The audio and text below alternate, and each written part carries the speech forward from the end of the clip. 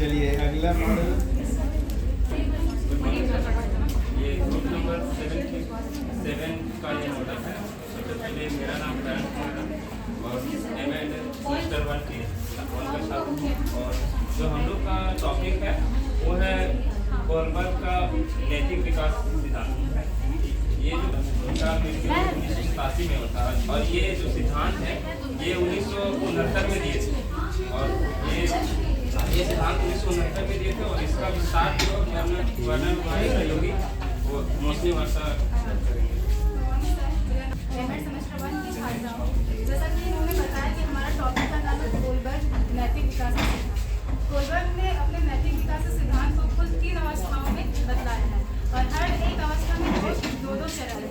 इसमें यह हम लोग बताना चाहते हैं कि बच्चे गार्जियन के डर से कैसे पढ़ने के लिए बैठ गए हैं। अगर ये नहीं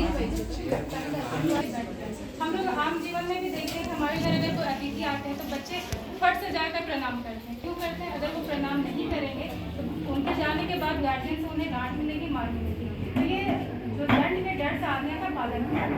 इसी में जो पूर्व रूढ़िगत नैतिकता का सिद्धांत है जिसमें कि उम्र सीमा है 4 से 10 साल। ये जो है इसमें 4 से 10 साल के बच्चों के लिए है। जिसमें दूसरा है कि आत्म अभिरुचि और प्रतिफल अभिमुखता। इसमें यह हम लोग देख सकते हैं कि बच्चे अपने अनुसार अपने मन के अनुसार खेलने जाते हैं। खेल के दौरान या पढ़ाई के दौरान अगर बच्चा एक बॉल तोड़ देता है दूसरे बच्चा का, उससे बदला लेने के लिए, जैसे कोई पैसा देने के लिए, ये भी इस बच्चे का बॉल तोड़ने जा रहा है। जैसे कि स्कूल में बच्चे पढ़ाई करते हैं, पढ़ाई के दौरान खेल में एक बच्चा अगर पेंसिल तोड़ देता है दूसरे बच्चा का, तो वो भी उसका पेंसिल तोड़ देते हैं। इसमें दूसरी अवस्था है कि सारे बच्चे ऐसा नहीं होते। नैतिक का विकास स्टेप बाय स्टेप कैसे होता है। दूसरा अवस्था है रूढ़िगत नैतिकता की अवस्था। इसमें भी 2 चरण है। पहला चरण है अच्छा लड़का और अच्छी लड़की बनने की आशा। ऐसा होता है कि स्कूल में बच्चे पढ़ाई कर रहे हैं, इसमें से कुछ बच्चे ऐसे होते हैं कि हमको अच्छे मार्क्स लाने हैं, अच्छा एक्टिविटी करना, अच्छा आचरण रखना, जिससे कि हमको पुरस्कार मिले और वो पुरस्कार पाकर वो अपने आप को और अच्छा बनाने की कोशिश करते हैं। इससे यह फायदा होता है कि जो बाकी बच्चे हैं उनकी ओर अपने सोच को जोड़ते हैं और वैसा ही करने का कोशिश करते हैं कि हम भी अच्छा लड़का और अच्छी लड़की बने, जिसके कारण हमें भी पुरस्कार मिले। इसमें जो दूसरा चरण है वो है कानून व्यवस्था की उन्मुखता। जब बच्चा इसकी उम्र सीमा है 10 से 13 साल। जब बच्चे इस उम्र में आते हैं तो वो कानून व्यवस्था की ओर अपनी सोच को ढालने लगते हैं। जैसे कि गलत है वो गलत है, सही है सही है।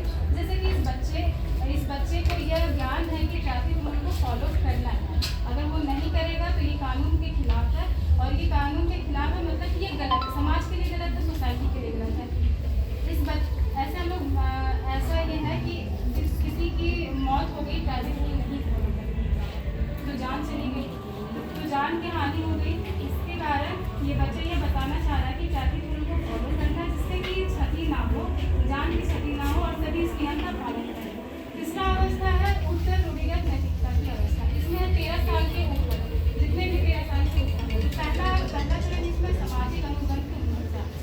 इसमें क्या है कि इस उम्र के बच्चे सही सामने टोकरा में रखा हुआ कुछ फल, तो ये गलत है, लेकिन उसको भूख लगी, अपनी भूख को मिटाने के लिए वो चोरी कर रहा है और सबसे पहले उसकी प्राथमिकता है कि मैं अपनी भूख को मिटा दूँ।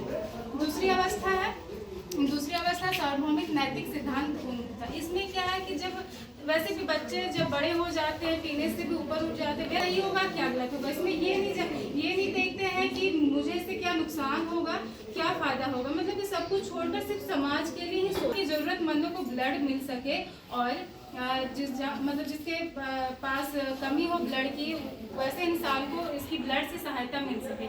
ये जो कोलबर्ग का नैतिक विकास का सिद्धांत है जो 3 अवस्था में है, इसमें बताया गया कि बच्चे मतलब कि जन्मजात तो ये चीज़ नहीं हो सकती ना, बच्चे में नैतिक विकास का जन्मजात तो नहीं हो सकता, जो इसीलिए इन्होंने उम्र सीमा रखी कि 4 साल के बाद बच्चे जब जैसे जैसे बड़े होते हैं नैतिक गुणों का विकास होता है, नैतिक मूल्यों का विकास होता है और कैसे जीवन को आगे अच्छा बना सके, समाज को कैसे हम दे सके, इसके बारे में बताया गया है। और ये शिक्षा के क्षेत्र में एक बहुत बड़ा रोल निभाता है। जैसे कि मान के चलिए अगर कोई बच्चा कर सकता है कि अच्छे से सीख पाएगा, शिक्षा अच्छे से ग्रहण कर पाएगा, और वो जो शिक्षा ग्रहण कर लिया है वो समाज को कैसे हेल्प कर सकता है, हर सोसाइटी को कैसे दे सकता है, ऊंचा कैसे उठा सकता है। तो ये जो सिद्धांत है शिक्षा के क्षेत्र में बहुत बड़ा रोल प्ले करता है। और निष्कर्ष यह है कि इस सिद्धांत से हम अभी के टाइम पे जो बच्चे बिगड़ रहे हैं, जो माता पिता की बात नहीं सुनते हैं या फिर नैतिक मूल्यों का विचार विमर्श नहीं करते हैं, जैसे कि अभी उधर से ही हम लोग सुन रहे थे कि बच्चे मोबाइल में भिड़े रहते हैं, कोई गेस्ट टाइप हो गया, कोई मतलब नहीं है। आजकल तो एक नया रूल बन गया कि डोर को लॉक करो, रूम में रहो और बस अपने ही मोबाइल में लैपटॉप में पढ़े रहो। तो ये जो सिद्धांत है ये बताना चाहता है कि बच्चों को हेल्प करने के लिए समाज की भी आवश्यकता होती है। ऐसा थोड़ी ना कि बच्चा अपने आप ही सीखेगा, हमारे आसपास से भी उन्हें मिलता है ज्ञान कि हमें कैसा रहना चाहिए। तो ये पूर्वक जो है महोदय हैं ये इस पर जोर दिए हैं कि जो बच्चे सीखते हैं सोसाइटी से सीखते हैं। तो सोसाइटी का सोसाइटी अगर अच्छा होगा तो बच्चे भी अच्छे होंगे, जब बच्चे अच्छे होंगे तो आगे सोसाइटी का डेवलप अच्छा होगा। ग्रुप